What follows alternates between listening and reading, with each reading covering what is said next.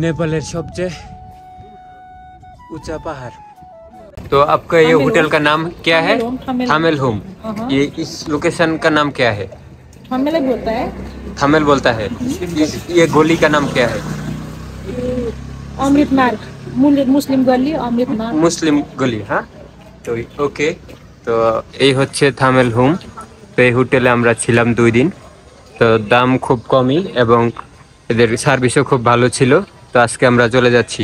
তো হোটেলটা দেখে নিন। এটা হচ্ছে থামেল হোম। এদিকে ওই যে এখানে মুসলিম খাবারের দোকান পাবেন। আর এই হচ্ছে মেন রাস্তা, ওইখান থেকেই সোজা দিকে আসবেন। তো এই হচ্ছে, তো আমরা এখন চলে যাচ্ছি। টাটা। ওকে। এটা হচ্ছে আমাদের নতুন আরেকটি হোটেল। आपका होटल का नाम क्या है? হোটেল সুশান্ত।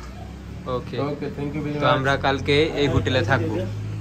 তো আমরা এই হোটেলে একটা রুম নিয়ে নিয়েছি, এইখান থেকে চমৎকার ভিউ দেখা যায়। তাই এই হোটেলটার নাম ছিল হোটেল সুশান্ত। রুমগুলো খুব সুন্দর ছিল আর রুমগুলোর প্রাইস অনেক কম ছিল। আমরা একটা রুম নিয়েছি 1500 টাকা দিয়ে একদিনের জন্য। তো দেখুন রুমগুলো অনেক সুন্দর সুন্দর, ডাবল বেড আছে, সিঙ্গেল রুমও আছে। তো আমরা ডাবল বেডের রুম নিয়েছিলাম। এই হোটেলটা নেওয়ার কারণ ছিল যে এইটাই, আপনারা এখন যা দেখতে পারতেছেন। এই হোটেলের ছাদ থেকে বা বারান্দা থেকে এমনকি আমার রুম থেকেও পুরো কাঠমান্ডু শহর সুন্দরভাবে দেখা যায়। অসাধারণ একটা ভিউ পাওয়া যায়। শুধু এই ভিউয়ের জন্য আমরা এই হোটেলে উঠেছিলাম। তো এটা ছিল থামেল হোম থেকে প্রায় 25 কিলোমিটার দূরে, পাহাড়ের উপরে। তো আমার পেছনেও দেখতে পারতেছেন পাহাড়, আর এটা হচ্ছে আমাদের রুমের সামনে, মানে ছাদ থেকে ভিউ। তো আমরা একদম টপ ফ্লোরে রুম নিয়েছিলাম। তো আমাদের রুম থেকে বের হলেই এই সুন্দর একটা ভিউ পাওয়া যায়। তো এখন ছিল সকাল 9টা। তো ওই যে সামনে দেখতে পারতেছেন আপনারা, কত সুন্দর একটা ভিউ ছিল। আসলে টাকা পয়সা দিয়ে কি হবে যদি সুন্দর কিছু দেখতেই না পারি। তো এই যে আমার পেছনে আপনারা দেখতে পারতেছেন পাহাড়। তো এই যে একটু পরে আমরা ওই জায়গায় যে বসবো সন্ধ্যার আগে আগে, এখানে গিয়ে বসে চা খাবো, কফি খাবো এবং আড্ডা দিব আমরা। কারণ কালকে আমাদের রিটার্ন ফ্লাইট, বাংলাদেশে চলে যাব। তো আশা করি যে আপনাদেরকে যতটুকু সম্ভব নেপালটা দেখানোর চেষ্টা করেছি। আর যদি কিছু বাকি থাকে তাহলে ভুল ত্রুটি মাফ করে দিবেন। তা আমার নিচে হচ্ছে নেপালের এয়ারপোর্ট, মানে কাঠমান্ডু ত্রিভুবন ইন্টারন্যাশনাল এয়ারপোর্ট। তো আঙ্কেল যাচ্ছে উপরে। এখানে অনেক রয়্যাল এনফিল্ড আমি দেখলাম কয়েকদিনই। আমি পাহাড়ের উপরে উঠছি।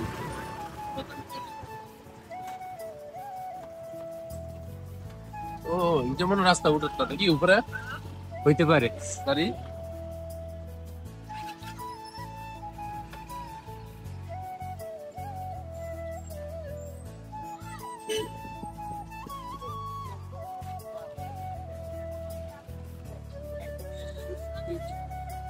हम एकदम ऊपर जाएंगे। Okay okay. भाई किधर है? भाई जल्दी आ जाइए। आ रहे हैं आइए। ये है गेट, ये जो गेट चंद्रगिरी का गेट। वो हमारे देखा उधर देखा। आ जाइए।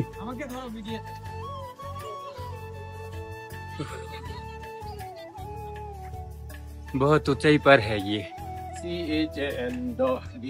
चंद्रगिरी। कल हम यहाँ आए थे और केबल राइड भी किया था।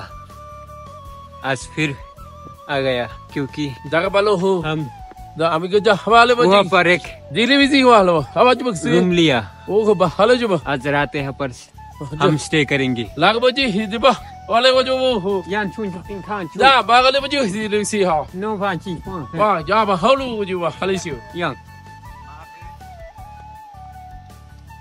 hey कोई এ ভাই কই আমরা এসেই পড়েছি। हम आ गया यहाँ पर।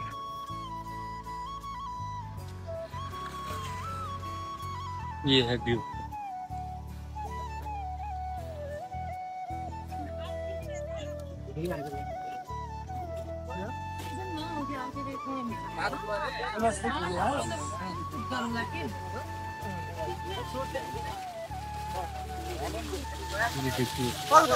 আমি গত 4 দিনে যা বুঝতে পারলাম, নেপালের মানুষগুলো আসলে খুবই ভালো, এরা খুবই আন্তরিক।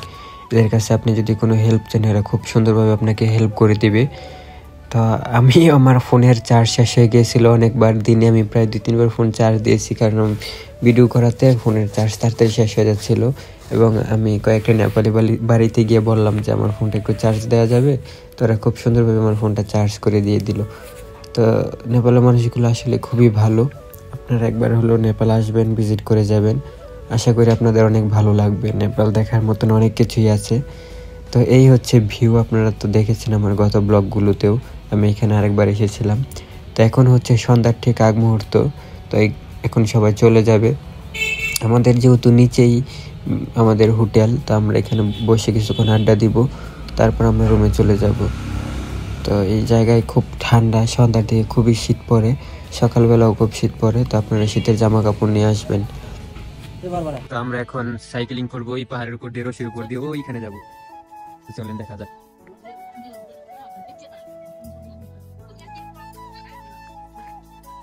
কাউন্টার তো এখানে। আচ্ছা জানকে জিজ্ঞেস কর, এদিকে তো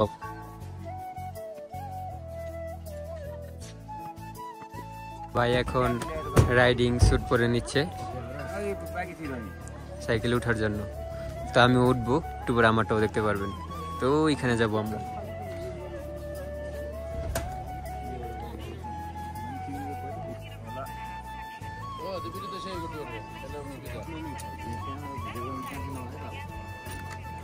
কিনা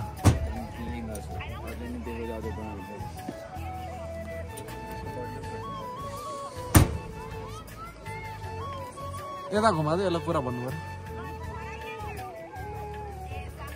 आप हमको वीडियो करने के लिए दे रहे हो, ये अलाउड नहीं है, क्या करें?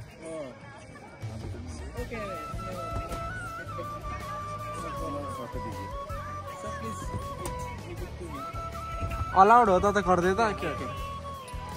I'm taking.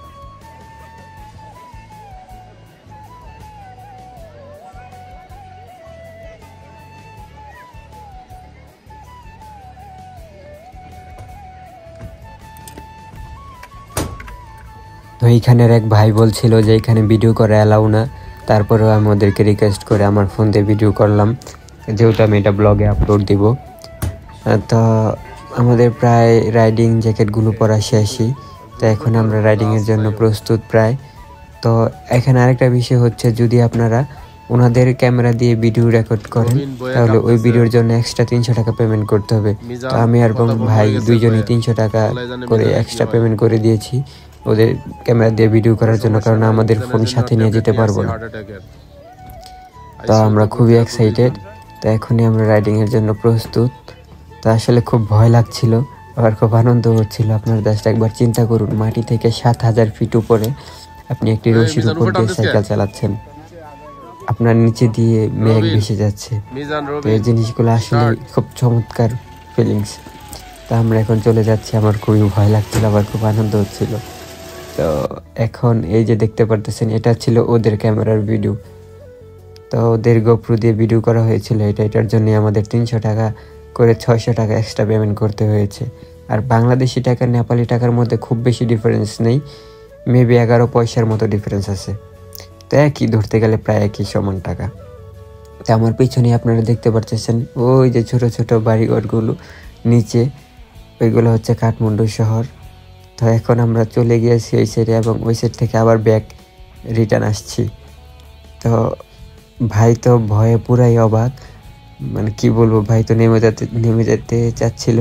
তো আমি আবার ওনাকে জোর করে উঠালাম যে চলেন, টাকা দিয়ে রাইড করতেছি, করবো না কেন। তো যাওয়ার সময় ভয় লেগেছিল অনেক, কিন্তু আসার সময় তেমন একটা ভয় লাগেনি, তো ইউজড হয়ে গেছিলাম। তো আমরা প্রায় চলে আসলাম। তো যাক, ভালোই হলো, রাইডিংটা করে খুব মজা পাচ্ছিলাম। তো এটা ছিল আবার আমার ফোনের ভিডিও, আঙ্কেলকে যে আমি ফোন দিয়েছিলাম ভিডিও করার জন্য ওইটা। তো আমার মনে হয় যে আমার ফোনের ভিডিও বেশি ভালো হয়েছে ওদের ক্যামেরার থেকে। ফোন তো আর সাথে নিয়ে যেতে পারিনি, দ্যাটস ওয়াই এভাবে ভিডিওটা করতে হয়েছে ওদেরকে দিয়ে। তো এখানে আমাদের রাইডিং প্রায় শেষ। তো এখন আমরা চলে যাব নাগরকোট। তো এই নাগরকোটের রাস্তা দেখুন কত ভয়ঙ্কর রাস্তা, পাহাড়ি রাস্তা, তো পাহাড় কেটে কেটে এরা রাস্তা তৈরি করেছে। আর রাস্তার অবস্থাগুলো খুব বেশি ভালো ছিল না। তো এইখানে যদি কেউ একবার অ্যাক্সিডেন্ট করে বা যদি পাহাড় থেকে পড়ে যায় তাহলে গাড়ি নিয়ে একদম 7,000 ফিট নিচে পড়ে যাবে। তো আমরা ডিসিশনটা ভুল ছিল, কারণ নাগরকোট ভিউ টাওয়ার দেখতে হলে সকাল সকাল বের হতে হয় বা সন্ধ্যার আগে ওইখানে পৌঁছাতে হয়। তো আমরা যেতে যেতে প্রায় সন্ধ্যা হয়ে গেছে, তো আমরা গিয়ে হয়তো বা ভিউটা পাবো না। তো আমরা চলে আসলাম এই সেই নাগরকোট। নিচে দেখতে পারতেছিলেন আপনারা অন্ধকার, কিন্তু এটা হচ্ছে মাটি থেকে প্রায় 10,000 ফিট উপরে। তো এইখান থেকে আবার একটু একটু দেখা যাচ্ছে যে সূর্য ডুবে যাচ্ছে। তো খুব বেশি না হলে একটু ভিউ অন্তত পেয়েছি, যাতে বলতে পারি যে আমাদের আশাটা এখানে সার্থক একটু হলেও। যদি আরো আগে আসতাম তাহলে আরো সুন্দর ভিউ পেতাম, কিন্তু কি আর করার। তো যেটুকু পেয়েছি আলহামদুলিল্লাহ। তো সূর্যটা ডুবে যাচ্ছে, আর এখান থেকে তো আপনারা দেখতে পারতেছেন সবকিছুই দেখা যাচ্ছে, পুরো নেপাল দেশটাই দেখা যাচ্ছে এখান থেকে। তো এখানে প্রচন্ড শীত, আমি তো শীতে একদম আমার হাত পা কাঁপছিল, ফোনও ধরতে পারতেছিলাম না ঠিক মতো। তো এই ছিল নেপালের ব্লগ। তো এটাই শেষ ব্লগ ছিল আমার। তো এরপরে আর নেপালের ব্লগ আসবে না। যদি অন্য আবার কোনো দেশে যাই তাহলে অন্য দেশের ব্লগ নিয়ে আপনাদের সামনে আসবো। তো যদি আমার এই সবগুলো ব্লগ আপনাদের ভালো লাগে আর বাকি ব্লগগুলো আপনারা না দেখে থাকেন, তাহলে আমার চ্যানেলে চলে যান। সেখানে নেপালের এপিসোড 1 এবং এপিসোড 2 আছে, আর এটা হচ্ছে এপিসোড 3। তো আপনারা সবগুলো ব্লগই দেখলে জানতে পারবেন যে নেপাল আসতে কী কী লাগে, বা ভিসা কীভাবে পাবেন, বা এয়ারপোর্টে কোনো সমস্যা হলে কীভাবে ওইটা সলভ করবেন, সবই আপনারা জানতে পারবেন ব্লগগুলো দেখলে।